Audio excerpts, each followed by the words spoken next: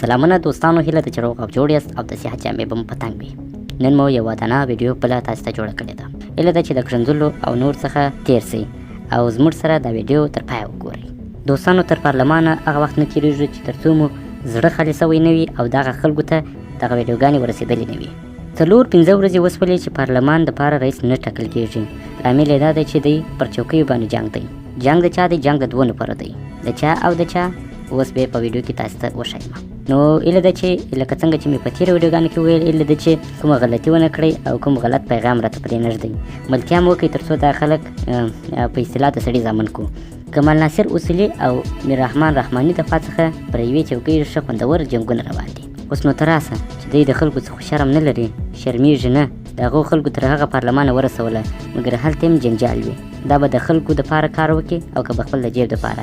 داسې خبرونه هم خپاره سول چې ویل چې د پارلمان په لومړۍ ورځ په تشنابو کې لا ډالرونه پراته وه. ښه نو د پارلمان ته چې اوسني کاندیدانو زورونه وهله یوازې د ډالرو دپاره او که د خلکو د خدمت دپاره. دلته یو بل عکس تاسو ته ټولو ته درښیم. هیله ده چې دغه څه په دقیق ډول راسره ومنئ. دلته یو پوسټ ما ولیدی، هغه ویل سوی دی چې ستاسې بهترین انتخاب د دغې چوکۍ دپاره څوک دی؟ زما خو خپله بشردوست صاحب خوښ دی. خوار او غریب انسان دی، بشردوست چې رښتیا هم بشردوسته دی. دغه خېټور او غوړ غوړ انسانان چې په پارلمان کې ناست دي، دا بیا ځان ښودنې ولاکه نور هېڅ لا وکړي، صرف او صرف یې په دغه ځای کې مقصد د خپلو جیبونو ډکول دي.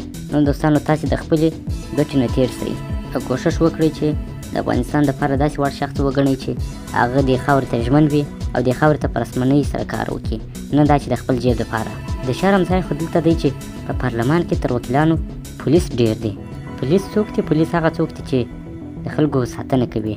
خو اوس البته د خلکو ساتنه نه کوي بلکې د وکیلانو ساتنه کوي، تر څو دوی په خپل منځ کې سره ونه خوري. تېره ورځ مې هم داسې ویډیو ولیدله چې یو پارلمان یو وکیل چې نوم یې په تېره ویډیو کې یاد کړی و، هغه چاقو راخیستی و. نو لکه څنګه چې مې ویله چې دا چاقو یې نو څنګه تر دغه ځایه ورسوئ، دا معلومداره ده چې یا بیا په کوناټي کې وړی وي او یا به هم پولیس ورسره لاس وي. نو دوستانو، حقیقت به سره وایو، د حقیقته به بلې خواته نه ځو، حقیقت به ټوله سره وایو. تاسې د کوم یو ډېر پلویان یاست او تاسې ته کوم یو بهترین معلومیږي؟ هیله ده چې خپل رازونه په کمنټ کې راته پرېږدئ. ستاسې د خوښې رئیس څوک ده؟ نو دوستانو، ویډیو مو همدومره وه، نور څه نه لرو. انشاءالله چې خوښ سوي به مې وي. که مو خوښ سوي وي ضرور زموږ چینل سبسکرایب کړئ او ویډیو هم در سره لایک او شیر کړئ. نو موږ کوښښ کوو اوس خو پارلمان تر اوسه پورې د پارلمان تر هغه زمانې نه وځو تر څو چې پارلمان صحیح ځای ته نه وي راغلی، صحیح رئیس یې نه وي ټاکلی او پارلمان کې دغه جنجالونه خلاص سوي نه وي. بیا به نور خلک تاسو ته در وپېژنو. نو هیله ده چې د پارلمان جنګونه ژر خلاص شي چې موږ نورې ویډیوګانې جوړې کړو پر نور خلکو باندې. خو پارلمان هم ښه دی، 4 ورځې وخت یې ونیوی او موږ هم 4-5 ویډیوګانې پر جوړې کړلې. نو دوستانو، نور تاسو ته ښه وخت غواړم. کوم ویډیو خوښ سوي وي ضرور یې لایک کړئ او هم یې در سره شیر کړئ، تر څو هم خلک له دغسې خلکو نه خبر سي او هغه خلک چې د خلکو ته یې رایه ورکوله